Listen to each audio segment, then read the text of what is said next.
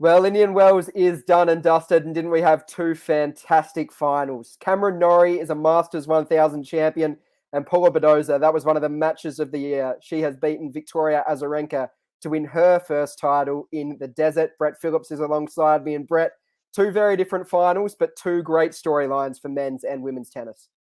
No doubt. Absolutely. When we looked at the two draws at the start of the tournament, we certainly didn't think that Paula Badosa and Cam Norrie would be lifting the trophy. But that is tennis. It's as I've said a few times in the last few days, it's, I think, in a very healthy state. The competition is even. It's widespread. It's about taking your opportunity. Who knows who you're going to be drawn up against, the sort of run you can get on. Momentum is massive. Confidence is massive.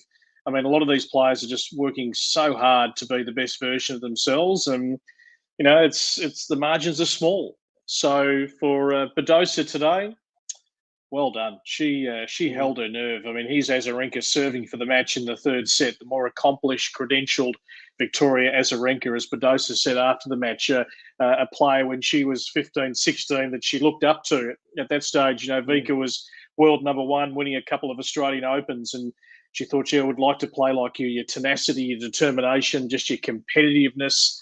And Badosa, really exemplifies a lot of those traits, and that's what saw her stay in the match today. She looked a little bit out on her legs towards the end. I mean, she's played a lot of tennis this year, but she gritted the teeth. She's got a lot of resolve, a lot of mental strength, and you need that in professional tennis. I mean, to get over the line is really tough in this one-on-one gladiatorial sport. You just got to keep getting balls back and take your chances. And in the end, well done. She deserves the title, and you feel like it's going to propel her to bigger heights. Not quite sure where she's going to land just yet, but what a moment for her today. Yeah, she beat some absolute champions in this tournament, didn't she? And some upcoming stars as well. And to back up that semi-final performance that she had, which was very convincing, with a really tight victory today. As you said, she kept her nerve late. For Victoria Azarenka, obviously a two-time champion of this event as well. I mean, she's won a lot of matches at Indian Wells. She had great respect for her opponent after the match, which was great to see. But another great run for Vika. She has come close in some recent finals of big tournaments. I mean, we think back to the US Open. She was close there. Just couldn't get the job done today. But as you said, I mean, a game away from really finishing that one out. How did you kind of see her tournament, and what do you see next for kind of Victoria? Because her best tennis is obviously right up there. Yeah, it's still at a pretty good level, isn't it? I mean, even though she's sort of back in the pack and, not where she was once upon a time, and tennis has continued to shift. She's continued to get older, and the competition is really tough and even. So for her to get, back inside the top 10 even looks to be, maybe tough at 32, 33 years of age. But, if you're staying somewhere around the top 20, top 30 in women's tennis, you're still a chance. I mean, you can certainly get a draw that is favourable early on to at least get you through a few rounds. Look, her level was pretty good. Could have gone either way today. Just a few missed balls here and there. That was the pressure too of Badosa. Made Avika have to play and defend.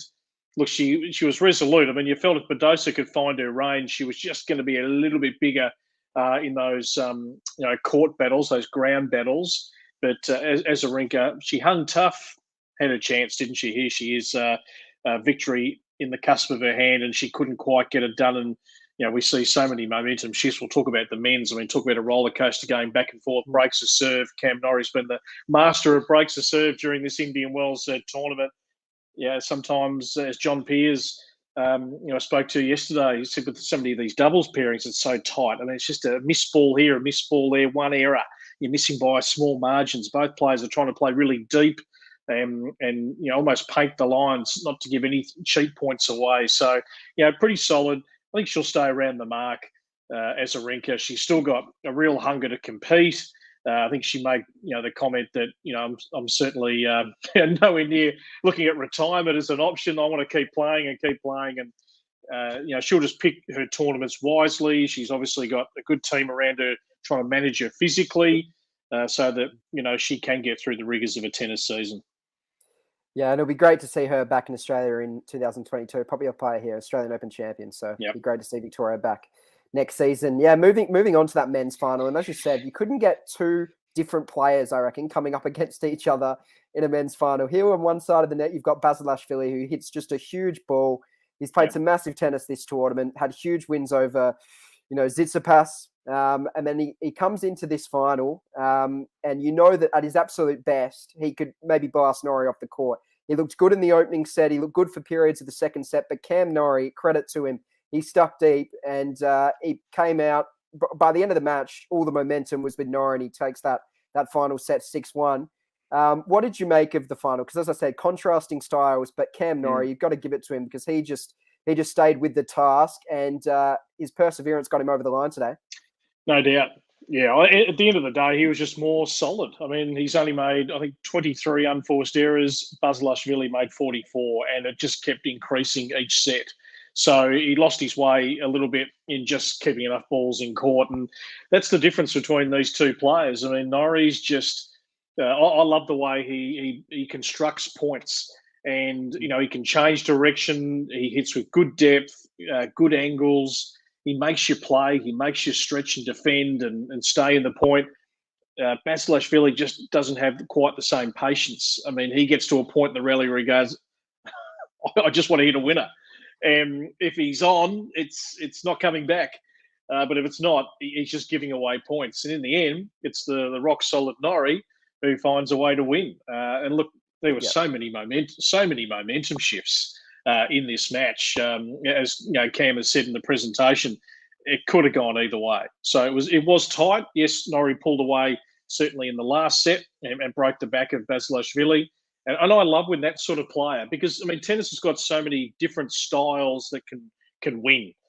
We see it from an Australian perspective with Ash Barty, who doesn't necessarily possess the power of some of her fellow competitors, but she's got the smarts, the court craft, the different type of shots that can draw error. And, Norrie's got a crafty sort of game. And he's a lefty. He can crank up the firepower when he needs to, but generally he's going to be really solid. I mean, you're going to have to play well to beat Cam Norrie. He's proven that this year. I love his humility. He's still probably stunned that he's won Indian Wells. It'll take a few days to digest, and he'll be even more stunned if he's in the best eight at the ATP Tour Finals. So there you go. Well done, Cam Norrie. He was very good, not only today, but the entire tournament. Yeah, absolutely. And yeah, as you say, he's very much in the race to Turin now, which is really heating up. And to be honest, on both sides, men's and women's, very interesting races now. We're not still sure on Ash Barty. I mean, we think she's probably not going to play, but not officially confirmed yet. So both races are really interesting in this last month of the season. Still a few tournaments to play out, but no, it's going to be real set for a very good end to this tennis season. Just one more, Brett, on one more question for you, just on the crowds at Indian Wells, and particularly the men's final. Obviously very different this year with the tournament being held in October to March. It was clear kind of from the beginning of the tournament that interest from a crowd perspective seemed to be a bit lower. We know the complications that have been in the event. Do you think kind of the crowd interest in this event is just a bit of a one-off and isn't an October thing? And can it get back to the heights of what we're used to seeing from Indian Wells when it returns to its normal pace in March next year? Well, I'd hope it's a one-off. I mean, this crowd, Indian Wells has been going for so long now and it's always got unbelievable crowds. Look, no doubt, I think people in these times are just maybe a little more cautious than what they normally would. Okay, this year we might just watch from a distance. We'll see how it goes. It all seems to have gone really, really smoothly. I mean, we know. I mean, the whole thing got cancelled last year on the back of one case in the Coachella Valley, which was extraordinary. It's an older area there, a real retiree sort of area around Indian Wells, Palm Springs. But I think back in March next year, people will be relishing coming back to Indian Wells. So, yeah, crowd's a little bit down this year. We've seen that at a few tournaments, certainly around the world. But, I think a more COVID normal year, we'll see people come back. And I hope I'm one of those, Will. Yes, no, for sure. It should be great to see it back in its normal spot in 2022. So I guess for the rest of the year now, the WTA finals and the ATP finals are kind of the focus points. We also have the BJK Cup and the Davis Cup at the end of the year. So still plenty of tennis to play out.